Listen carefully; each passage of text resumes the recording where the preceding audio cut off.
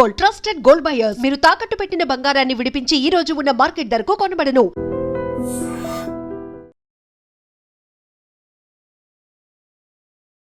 ఎందుకని డూప్లికేట్ ఓటర్లుగా ఉన్నారు, లేకపోతే వాళ్ళ పేరు మరోసారి ఓటర్ లిస్ట్లో కనిపిస్తోంది, లేకపోతే వాళ్ళంతా మిస్ అయిపోయారా? పక్కనున్న బూత్ లెవెల్ మీరు ఎక్కడ ఓటేస్తారో అక్కడికి వెళ్ళండి. ఒక బూత్ ఆఫీసర్ కూర్చొని ఉంటాడు.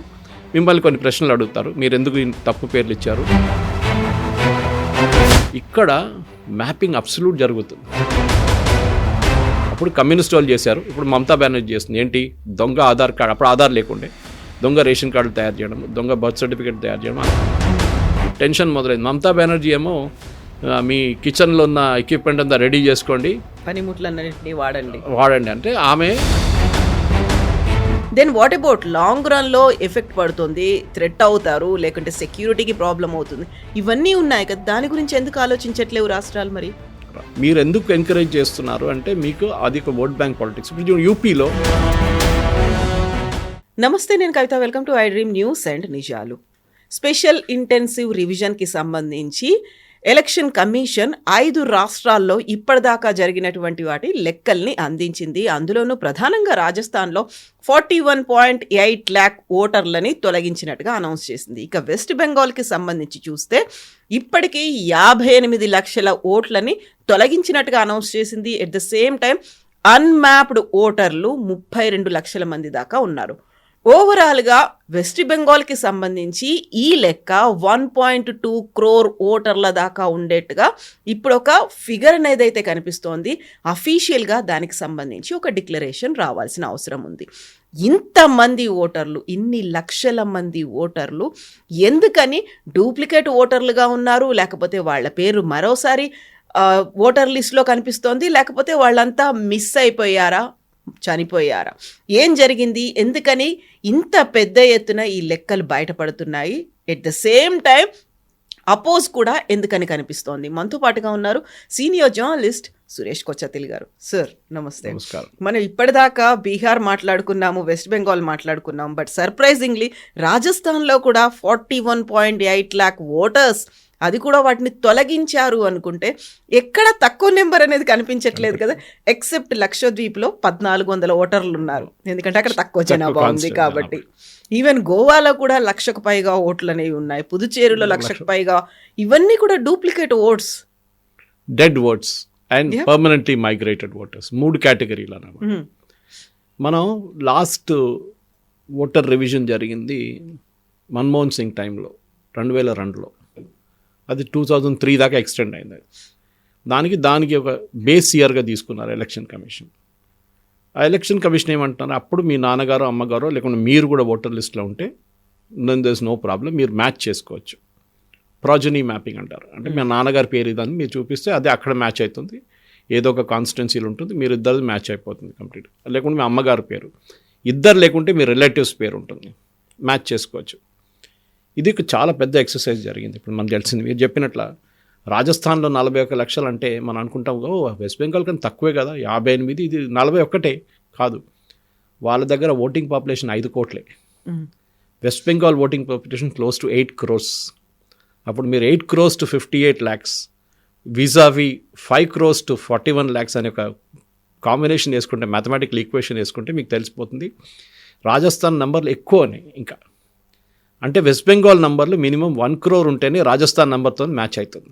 1 crore కాకుండా అట్లీస్ట్ 80 lakhs.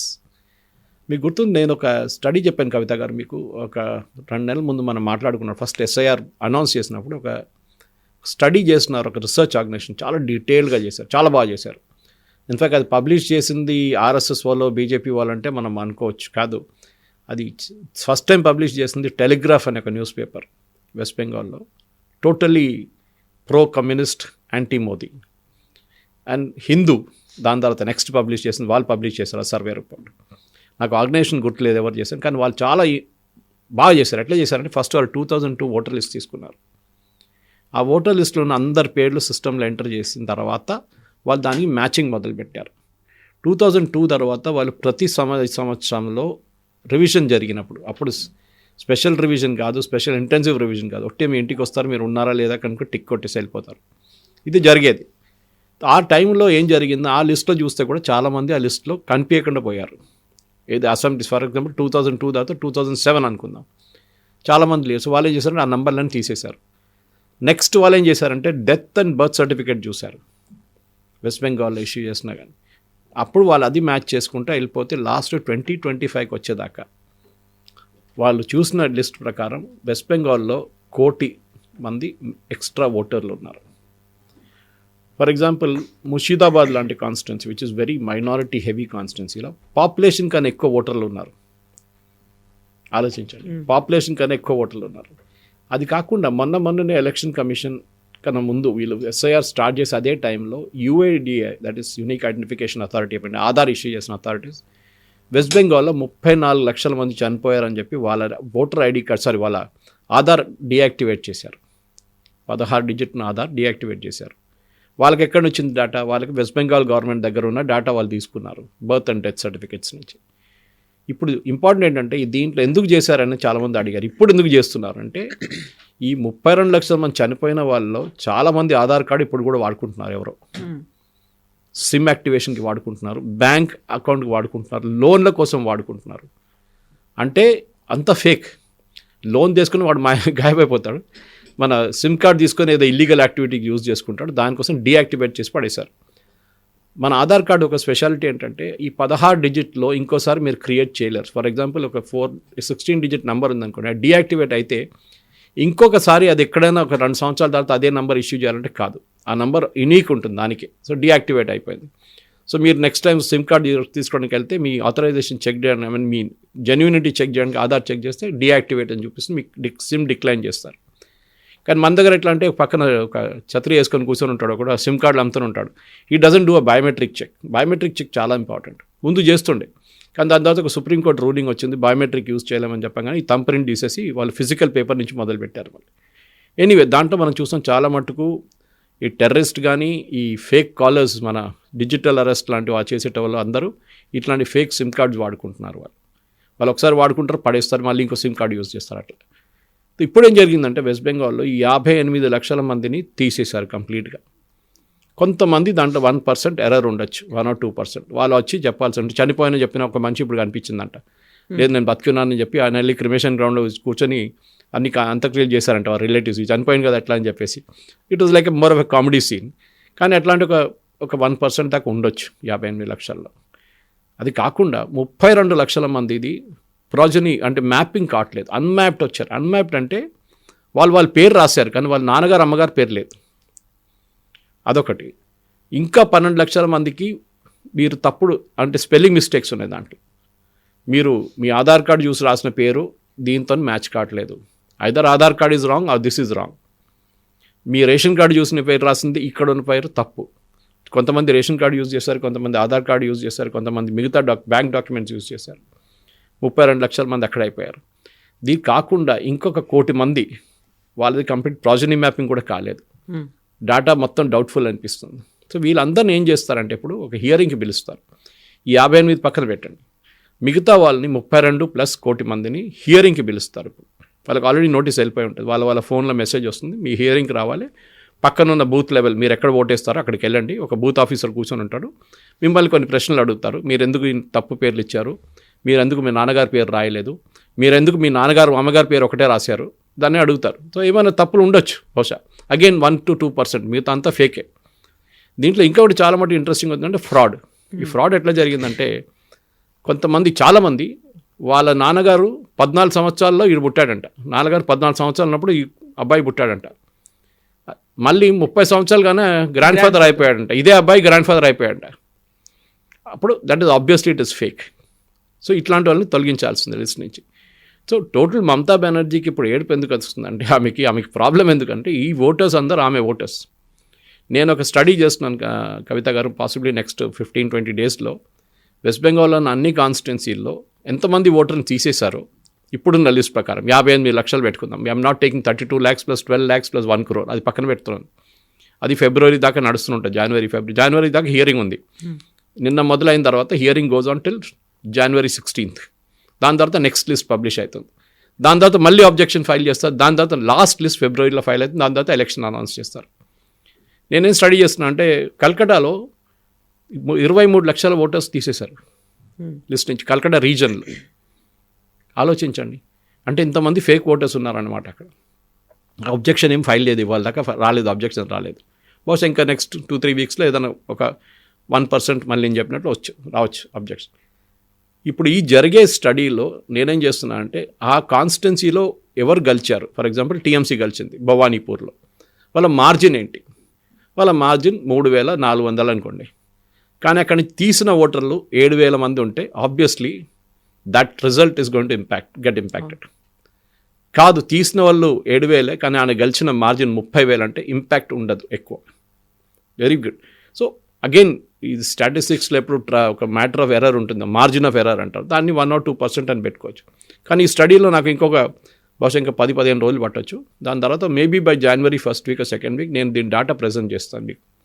దాంతో మనకు తెలిసిపోతుంది లాస్ట్ టైం టీఎంసీ గెలిచిన 215 సీట్లలో వాళ్ళకి 100 సీట్లు తగ్గుతుందా, 50 సీట్లు తగ్గుతుందా, లేకుంటే 70 సీట్లు తగ్గిపోతుంది. దాన్ని బట్టి next election result will be there. Because communist and Congress are 0 West Bengal. Last 2 ఎలక్షన్లో వాళ్ళకి 0 సీట్లు వచ్చినాయి. బీజేపీకి 77 వచ్చినాయి లాస్ట్ టైం. ఈసారి ఎంత రావచ్చు అనేది ఈ రిజల్ట్ మీద ఉంటుంది. ఈ కాన్స్టిట్యున్సీలో ఎంత ఓట్లు తగ్గారు, ఎంత ఓట్లు ఇంక్రీజ్ ఎక్కడ కాలేదు, తగ్గారంతే. కానీ దీని అన్నిటికంటే సర్ప్రైజింగ్ ఏంటంటే కవిత గారు, ఈ మైనారిటీ డామినేటెడ్ కాన్స్టిట్యున్సీ మిద్నాపూర్ కానీ, మార్డా కానీ, 24 పర్గనాస్ కానీ, ఇక్కడ మ్యాపింగ్ అబ్సల్యూట్ జరుగుతుంది. 1%, 2% కూడా రాంగ్ రావట్లేదు. ఎందుకో డౌట్ వస్తుంది. సో నిన్ననే ఎలక్షన్ కమిషన్ దీని గురించి ఒక చిన్న ఎంక్వైరీ మొదలుపెట్టారు. డార్జిలింగ్ లాంటి ప్లేస్లో 6% ఉంది. అక్కడ ఇంతమంది దూరం అక్కడికి బంగ్లాదేశ్ నుంచి, అక్కడ మోస్ట్లీ నేపాల్ వైపు నుంచి వస్తారు. అక్కడ వీళ్ళెవరు ఎట్లా అచీవ్ అయ్యారు ఇట్లా అంటే ఆబ్వియస్లీ ఇది 30 సంవత్సరాల ముందు నుంచే వీళ్ళు ఈ బిజినెస్ మొదలు పెట్టారు. అప్పుడు కమ్యూనిస్ట్ వాళ్ళు చేశారు, ఇప్పుడు మమతా బెనర్జీ చేస్తుంది. ఏంటి, దొంగ ఆధార్ కార్డు, అప్పుడు ఆధార్ లేకుండే, దొంగ రేషన్ కార్డులు తయారు చేయడం, దొంగ బర్త్ సర్టిఫికేట్ తయారు చేయడం, అన్నీ వాట్ ఎవర్ ఇల్లీగల్ వాళ్ళు చేశారు పనులన్నీ. ఇది now we have to go back and trace. కానీ 30 సంవత్సరాల ముందు తీసుకున్న ఒక ఎస్ఎస్సి సర్టిఫికేట్ మీరు ఇప్పుడు వెళ్ళి దాన్ని అథెంటిసిటీ డిటర్మైన్ చేయలేరు, చాలా కష్టం. ఆ స్కూల్ ఉందో లేదో అది కూడా తెలియదు, వాళ్ళు ఎప్పుడు ఇష్యూ చేసేది, బర్త్ సర్టిఫికేట్ ఇష్యూ చేస్తారు, ఆ హాస్పిటల్ ఉందో లేదో తెలియదు, ఆ హాస్పిటల్ రికార్డులో ఇలా పేరు ఉందో లేదో తెలియదు. వాళ్ళు అంటారు 30 సంవత్సరాల ముందు రికార్డు మా దగ్గర లేదు, మేమంతా ఎప్పుడో పడేసినాం, కంప్యూటరైజేషన్ ఇప్పుడే జరిగింది కదా, కంప్యూటరైజేషన్ లాస్ట్ 20 years 15 yearsలో, అప్పుడు జరగలేదు. బహుశా ఈ ఎస్ఐఆర్ తర్వాత కూడా ఒక ఎక్సర్సైజ్ జరగాల్సి వస్తుంది వెస్ట్ బెంగాల్లో. ఎందుకంటే ఈ బంగ్లాదేశ్ వైపు నుంచి వచ్చిన వాళ్ళు ఫర్ ఇంట్రెస్టింగ్ ఒక ఫ్యామిలీ కేసు నేను చదివాను నిన్న టైమ్స్ ఆఫ్ ఇండియాలో. వాళ్ళు 3 ఉన్నారు, husband, wife and 1 kid, grown up son.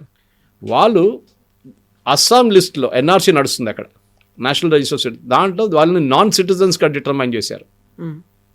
వాళ్ళు వచ్చి వెస్ట్ బెంగాల్ సెటిల్ అయిపోయి ఇక్కడ సిటిజన్షిప్ దొరికింది వాళ్ళకి. అంటే ఇక్కడ Aadhaar card, voter ID card, ration card అన్నీ తయారు చేసుకున్నారు వాళ్ళు. కానీ ఆసాంలో పట్టుకున్నారు వాళ్ళని. కానీ ఆసాం ఎన్ఆర్సీ అనేది డిఫరెంట్ ప్రాసెస్, అది అక్కడ చాలా స్ట్రిక్ట్ ఉంటుంది. అది వాళ్ళ అక్కడ స్ట్రిక్ట్ ఉండాలని తెలిసినప్పుడు వాళ్ళు అక్కడి నుంచి పారిపోయి వెస్ట్ బెంగాల్కి వచ్చేసరికి ఇక్కడ వచ్చి సిటిజన్షిప్ తీసుకున్నారు. కానీ అక్కడ they been shown as non citizens. Now they will have to answer the question. మీరు ఇక్కడి నుంచి కొత్త డాక్యుమెంట్స్ తీసుకున్నారు, అది ఆఫ్ కోర్స్ బ్యాక్ డేట్ చేసి చూపిస్తారు, మీరు 1960sలో పుట్టారు, 1970లో పుట్టారు అని చెప్పేసి. It is going to be a needle in a hair stock అంటాం మన ఇంగ్లీష్లో. చాలా ఏం చెప్తారు, చాలా టఫ్ వర్క్ ఇది. సో ఎలక్షన్ కమిషన్ ఏం చేశారంటే ఇది వెస్ట్ బెంగాల్ గవర్నమెంట్ దీన్ని మ్యానిపులేట్ చేస్తారని చెప్పి వాళ్ళు 2 పనులు చేస్తారు. ఒకటి సుప్రీంకోర్టుకి వెళ్ళి చెప్పారు, మా బిఎల్ఓల్ని వీళ్ళందరూ కలిసి టీఎంసీ వాళ్ళు కలిసి ధమ్కీ ఇస్తున్నారు, వాళ్ళు తిడుతున్నారు, వాళ్ళ మీద చాలా ప్రెషర్ పెడుతున్నారు, ఇల్లీగల్గా ఇంక్లూడ్ చేసి. సుప్రీంకోర్టు ఏం చెప్పారంటే సెక్యూరిటీ ప్రొవైడ్ చేయమన్నారు. You ask the state government to provide security, వాళ్ళు ఇవ్వకపోతే సిఆర్పిఎఫ్ని పెట్టండి అని చెప్పారు, సిఆర్పిఎఫ్ సిఐఎస్ఎఫ్ని. అదొకటి. రెండవది ఎలక్షన్ కమిషన్ ఏం చేశారంటే అబ్జర్వర్స్ పెట్టారు. ఇప్పుడు మన ఎలక్షన్ టైంలో మీరు చూస్తుంటారు ఎక్స్టర్నల్ అబ్జర్వర్స్ వస్తారు. ఆంధ్ర నుంచి ఒక ఆయన్ని బీహార్ పంపిస్తారు, ఓకే, తమిళనాడు నుంచి ఒక ఆయనకి అస్సాం పంపిస్తారు. అంటే వాళ్ళకి కనెక్షనే ఉండదు, కాడర్ కనెక్షన్ ఉండదు. సో అట్లాంటి ప్రతి అసెంబ్లీ సెగ్మెంట్కి ఒక అబ్జర్వర్ పెట్టారు. ఇప్పుడు ఈ ఎస్ఐఆర్ ప్రాసెస్ టైంలో బయట నుంచి వచ్చిన ఐఏఎస్ ఆఫీసర్లు, వాళ్ళ మీద చాలా ప్రెషర్ ఉంది. ఇప్పుడు వాళ్ళు బూత్ లెవెల్ ఆఫీసర్స్ మీద, వాళ్ళ డిస్ట్రిక్ట్ కలెక్టర్ మీద ఇంకా ప్రెషర్ పెడుతున్నారు. ఏదైనా చిన్న తప్పు కనిపిస్తే, లేకుంటే ఫేక్ ఐడెంటిఫికేషన్, ఫేక్ ఓటర్ని యాడ్ చేస్తే అందరికీ నోటీస్ ఇష్యూ చేస్తారు. So you have to be very careful from now on. ఇప్పుడు నుంచి హియరింగ్ మొదలైనప్పుడు టెన్షన్ మొదలైంది. మమతా బెనర్జీ ఏమో మీ కిచెన్లో ఉన్న ఎక్విప్మెంట్ అంతా రెడీ చేసుకోండి, పనిముట్లన్నింటినీ వాడండి. అంటే ఆమె షీఈస్ కాలింగ్ ఫర్ వైలెన్స్. ఆమెకు తెలిసిపోయింది ఇప్పుడు, ఆమె చేతి నుంచి బయటికి వెళ్ళిపోయింది అదంతా. ఆమె ఏం చేయలేదు, చేయకపోవచ్చు కూడా. ఆమె ఏమో మా పార్టీ వాళ్ళు బూత్లు పెడుతున్నారు, మా పార్టీ వాళ్ళు హెల్ప్ డెస్క్ పెడుతున్నారు, మిమ్మల్ని ఎన్రోల్ చేస్తారంటే ఎన్రోల్ ముందే కావచ్చు. ఎన్రోల్ ఎందుకు చేయలేదంటే they have not been able to get the documents. Enrol ఏం చేస్తారంటే ఫేక్ డాక్యుమెంట్స్ తయారు చేస్తారు, అది ఈజీగా పట్టుకోవచ్చు. ఇప్పుడున్న కండిషన్లో మీరు ఆధార్లో సబ్మిట్ చేసిన ఏం డాక్యుమెంట్ సబ్మిట్ చేస్తారో ఆధార్ వాళ్ళ దగ్గర ఉంటుంది, అది యూనిక్ ఐడెంటిఫికేషన్ అథారిటీ దగ్గర ఆ డాక్యుమెంట్ ఉంటుంది ఏం సబ్మిట్ చేస్తారో. మీరు ఒక ఎస్ఎస్సీ సర్టిఫికేట్ అప్పుడు సబ్మిట్ చేశారు, ఇంకో కొత్త ఎస్ఎస్సీ సర్టిఫికేట్ ఇప్పుడు తీసుకెళ్తే మిమ్మల్ని పట్టుకుంటారు 100%. ఎందుకంటే వెస్ట్ బెంగాల్లో ఇది పెద్ద ఒక ఫ్యాక్టరీ. ఇప్పుడు కాదు, కమ్యూనిస్ట్ టైం నుంచే 30 సంవత్సరాల ముందు నుంచే అక్కడ దొంగ సర్టిఫికేట్లు తయారు చేయడము, అన్ని టైప్ ఆఫ్ సర్టిఫికేట్ తయారు చేసిస్తారు. మీకు ఏం కావాలంటే డబ్బులు ఇస్తే, ఇప్పుడు ఆధార్ కార్డు మొదలైన 2500 3000 ఇస్తే మీకు ఆధార్ కార్డు తయారు చేసిస్తారు. So that is why citizenship Aadhaar is not a citizenship document అని సుప్రీంకోర్టు కూడా జడ్జ్మెంట్ ఇచ్చారు. ఎందుకంటే it is only an identification proof. It tells you Suresh Kochatla ఈ సురేష్ కోచాట్ల అంతే. ఆధార్కి ఇంకేం లేదు, మీ అడ్రస్తో సంబంధం లేదు, మీ ఏజ్తో సంబంధం లేదు, ఏం లేదు. You are only the person. So citizenship కాదు, ఆధార్ సిటిజన్షిప్ డాక్యుమెంట్ కాదు. మిగతా డాక్యుమెంట్స్ ప్రూవ్ చేసుకోవచ్చు. ఒకటి మీరు పుట్టిన బర్త్ సర్టిఫికేట్, కానీ ఆ టైంలో 1960s 70sలో ఉన్న బర్త్ సర్టిఫికేట్స్ ఎక్కువ రావు ఆ టైంలో హాస్పిటల్స్ నుంచి. ఇప్పుడు మనకు జిహెచ్ఎంసీ తీసుకోవాల్సి వస్తుంది మనకి. అది కాకుండా 10th class certificate, passport, these are all documents మీరు ప్రూవ్ చేసుకోవచ్చు that you are a citizen of India అని. ఇప్పుడు జరుగుతున్న ఛాలెంజ్ ఏంటంటే వెస్ట్ బెంగాల్లో ఇది మీరు అడగొచ్చు, రాజస్థాన్లో 41 లక్షల మంది ఎవరు? ఎగ్జాక్ట్లీ. ఇప్పుడు 40 లక్షలు, 50 లక్షలు, 60 లక్షలు, 80 లక్షలు ఇంతమంది ఉన్నారంటే బయట నుంచి ఎవరో వచ్చి ఉంటే వాళ్ళకు ఓన్లీ అక్కడ లైవ్లీహుడ్ ఒక షెల్టరో ఇవ్వడం మాత్రమే కాదు, ఎవ్రీడే రోటీ కపడా మకాన్ అనేవి ఉంటాయి, ఇవన్నీ చూపించాలి. మళ్ళీ వాళ్ళకి కావాల్సినటువంటి లైవ్లీహుడ్ ఇవంతా కల్పించాలి. ఇవంతా స్టేట్కి ఒక బర్డన్లా అవుతుంది. ఎవరి ఇంట్రెస్ట్ కోసము అనేది వస్తుంది. వాళ్ళతో వస్తే ఓట్లు వేయించుకుంటే ప్రభుత్వం ఏర్పడుతుందేమో, కానీ దెన్ వాట్ అబౌట్ లాంగ్ రన్లో ఎఫెక్ట్ పడుతుంది, థ్రెట్ అవుతారు, లేకుంటే సెక్యూరిటీకి ప్రాబ్లం అవుతుంది. ఇవన్నీ ఉన్నాయి కదా, దాని గురించి ఎందుకు ఆలోచించట్లేవు రాష్ట్రాలు? మరి ఓట్ బ్యాంక్ పాలిటిక్స్ సింపుల్. ఓటేస్తారు, అయిపోతుంది, అక్కడ గవర్నమెంట్ ఫామ్ చేసుకుంటారు, నెక్స్ట్ టైం మళ్ళీ వాళ్ళు ఓటేస్తారు. మరో 5 ఏళ్ళ పండుగ కదా, ఓట్ పండుగ ఉంటుంది త్రూఅవుట్. 5 సంవత్సరాల దాకా వెయిట్ చేయక్కర్లేదు. ఒక లోక్సభ కాగానే అసెంబ్లీ కాగానే లోకల్ బాడీ కాగానే మున్సిపాలిటీ, లేకుంటే సర్పంచులు, లేకుంటే జెడ్పీటీసీలు, ఎంపీటీసీలు నడుస్తుంది. పండుగ ఎలక్షన్. అదే కదా, ఎప్పుడైనా మోడల్ కోడ్ ఆఫ్ కండక్ట్ ఉంటుంది మన దగ్గర, త్రూఅవుట్ ద ఇయర్ ఉంటుంది. So this is the main thing. అంటే మీరు ఎందుకు ఎంకరేజ్ చేస్తున్నారు అంటే మీకు అది ఒక ఓట్ బ్యాంక్ పాలిటిక్స్. ఇప్పుడు యూపీలో 2 కోట్ల మంది దాకా పోతారు out of the voter list. ఎందుకంటే వాళ్ళ ఓటర్ బేస్ చాలా పెద్ద. I think it's almost close to 18 crores or 20 crores వాళ్ళ ఓటింగ్ పాపులేషన్. దాని నుంచి 2 నుంచి 3 కోట్ల మందిని డెఫినెట్గా పోతున్నారని చెప్తున్నారు. Already 2 crores identified. వాళ్ళది డేట్ ఎక్స్టెండ్ చేశారు, ఎందుకంటే పాపులేషన్ చాలా ఎక్కువ ఉందని చెప్పి ఓటింగ్ పాపులేషన్ డేట్ ఎక్స్టెండ్ చేశారు. బహుశా ఇంకా వారంలో వాళ్ళ డీటెయిల్స్ కూడా రావచ్చు, మధ్యప్రదేశ్తో సహా, మహారాష్ట్రతో సహా, దాన్ని పెద్ద స్టేట్స్. ఇన్ని లక్షలు కోట్ల మంది ఉన్నారు అంటే వీళ్ళందరూ ఇల్లీగల్గా వచ్చినటువంటి మైగ్రెంట్స్ అయినా, లేకుంటే ఒక చోటు నుంచి ఇంకో చోటికి బతుకు తెరువు కోసం పోయిన వాళ్ళు అనుకోవాలా? వాళ్ళ ప్రాబ్లం లేదు కదా. మీరు ఒక చోటు నుంచి ఒకటి వెళ్తే మీకు ప్రాబ్లం లేదు, మీది ఏదో ఐడెంటిటీ డాక్యుమెంట్ మీ దగ్గర ఉంటుంది. ఇదంతా ఇల్లీగల్గా దూరిన వాళ్ళు. సుప్రీంకోర్టు చెప్పారు కదా, రోహింగ్యా కేసులో సుప్రీంకోర్టులో హెబియస్ కార్పస్ వేసిన సుప్రీంకోర్టు ఏం చెప్పారు? Justice Kant was there, chief justice. మనకు ధర్మశాల కాదు, మన దేశంలో ఉన్న పిల్లలకి చదువు చెప్పడానికి ఫ్రీ ఎడ్యుకేషన్ ఇవ్వడం బదులు రోహింగ్యా వాళ్ళు వచ్చి వాళ్ళు తీసుకుంటే ఏంటిది? మన దగ్గర రేషన్ ఇవ్వాల్సింది, మనం ఇవ్వాల్సిన బియ్యం వాళ్ళకి ఎందుకు ఇవ్వాలి? We're not a dharamshala. Bangladesh వాళ్ళని, రోహింగ్యాలను తీసుకోవడానికి we're not here for that. Problem ఎక్కడొచ్చిందంటే ఈ కాంగ్రెస్ ఓట్ బ్యాంక్ పాలిటిక్స్లోనే ఇదంతా జరిగింది. ఎందుకంటే మన అందరూ తెలిసి ఇదంతా స్టార్ట్ అయింది అస్సాం నుంచి. అస్సాంలో ఇంత పెద్ద అజిటేషన్ జరిగినప్పుడు, అప్పుడు all Assam students union Prafulla Kumar Mahanta లీడర్షిప్లో జరిగిన తర్వాత అక్కడ బందుల మీద బందులు, అటాక్లు, అది ఇది, నెల్లీ మ్యాసెక్కర్ ఒకటి జరిగింది, చాలా మటుకు అట్లాంటిది. దాని తర్వాతనే రాజీవ్ గాంధీ గారు ఒప్పందం చేశారు ఆసుతో. దాని తర్వాతనే మొత్తం ఐడెంటిఫికేషన్ మొదలైంది అక్కడ, NRC. Now it is under supreme court jurisdiction. ఇది మొత్తం దేశంలోకి ఎన్ఆర్సీ నడవాల్సింది కవిత గారు. ఎందుకంటే ప్రతి దేశంలో ఒక రిజిస్టర్ ఉంటుంది. మీరు సిటిజన్ కాదా, మీరు సిటిజనా లేదా అని మీ పేరు ఉంటుంది లిస్ట్లో. మన దేశంలో లేదు అది. మన దేశంలో అట్లాంటి ఒక డాక్యుమెంట్ అందరూ ఏమనుకున్నారు, Aadhaar is the citizenship. No, Aadhaar is not the citizenship document. మన దేశంలో కావాల్సింది ఎన్ఆర్సీ. దానికే ఓవైసీ కానీ, ముస్లిం లీగ్ కానీ కేరళలో ఉన్నది, కాంగ్రెస్ వాళ్ళు ఉన్నారు, వీళ్ళందరూ ఎందుకు ఆబ్జెక్ట్ చేస్తారు? కమ్యూనిస్ట్ వాళ్ళు, అఖిలేష్ యాదవ్. ఎందుకంటే వాళ్ళకి భయం ఏంటంటే ఇట్లాంటి అందరూ లిస్ట్ నుంచి బయటికి వెళ్ళిపోతారు. ఒకసారి మీకు ఒక సిటిజన్షిప్ నెంబర్ ఇస్తే, అమెరికాలో ఉంది సోషల్ సెక్యూరిటీ నెంబర్ అంటారు వాళ్ళ దగ్గర, అట్లాంటి ఒక నంబర్ ఇచ్చేస్తే then you are a citizen of this country. మీకు బెనిఫిట్స్ దాని మీద తీసుకోవచ్చు మీరు. ఇప్పుడు ఎప్పుడు కావాలంటే వాడు దూరిపోయింది భారతదేశంలో. బంగ్లాదేశ్లో 65 నుంచి, దానికన్నా ముందు 47 నుంచి మొదలైంది, 71లో పీక్ అయింది అది. రోహింగ్యాలు ఇప్పుడు వచ్చారు, దానికన్నా ముందు పాకిస్తాన్ వైపు నుంచి చాలామంది ఇక్కడ వచ్చి సెటిల్ అయిపోయారు. అందరూ ఉన్నారు. కానీ సిటిజన్షిప్ అమెండ్మెంట్ యాక్ట్ తీసుకొచ్చిన తర్వాత ఇప్పుడు మటువా కమ్యూనిటీ లాగా వెస్ట్ బెంగాల్లో వాళ్ళు కూడా సిటిజన్షిప్ ఇస్తున్నారు. వాళ్ళ దాంట్లో కూడా ఆల్మోస్ట్ 1 కోటి మంది హియరింగ్కి ఉన్నారు వాళ్ళు. కానీ వాళ్ళు చెప్పొచ్చు మాకు SMS వచ్చిందండి, citizenship document has been approved అని. దట్ ఈస్ ఇనఫ్ గవర్నమెంట్కి, ఎలక్షన్ అథారిటీస్కి. కానీ ఇటువైపు రాజస్థాన్ వైపు 41 లక్షల చాలామంది మస్ట్ బీ ఫ్రమ్ పాకిస్తాన్. అక్కడి నుంచి వచ్చి సెటిల్ అయిన వాళ్ళు ఉంటారు మన దగ్గర. వీళ్ళు ఎవరు? కాశ్మీర్ మొదలు కాలేదు ఇంకా, అక్కడ ఇంకా ఉంది పెద్దది, అక్కడ ఇంకా పెద్ద స్టోరీ వస్తుంది అక్కడ. మీకు బహుశా తెలుసో లేదు, కవిత గారు, పాకిస్తాన్లో నుంచి ఒక అబ్బాయి కాశ్మీరీ అమ్మాయిని పెళ్లి చేసుకోవచ్చు and she will retain her land. Exactly. అదే అమ్మాయి ఇండియన్ అబ్బాయితో పెళ్లి చేసుకుంటే ల్యాండ్ పోతుంది. Still article 370 was revoked. అది యాక్చువల్లీ 375 లేకుండే, అది 35A ఉండేది, which was an ordinance which Nehru illegally continued for almost 30 years. Nehru అని కాదు, నెహ్రూ తర్వాత వచ్చిన వాళ్ళు కూడా. ఒక ఆర్డినెన్స్ లైఫ్ 6 months, దాని తర్వాత ఉండదు, పనికిరాదు అది. కానీ రాజేంద్ర ప్రసాద్ గారు సైన్ చేసిన ఆ ఆర్డినెన్స్ నెహ్రూ గారి టైం నుంచి మోదీ గారు విత్డ్రా చేసేదాకా నడిచిందనమాట, 70 సంవత్సరాల దాకా. So obviously it was illegal. అట్లాంటి చాలా ఉన్నాయి. SC ST కోటాలు లేకుండే జమ్మూ కాశ్మీర్లో, 370 వాజ్ రిమూవ్డ్.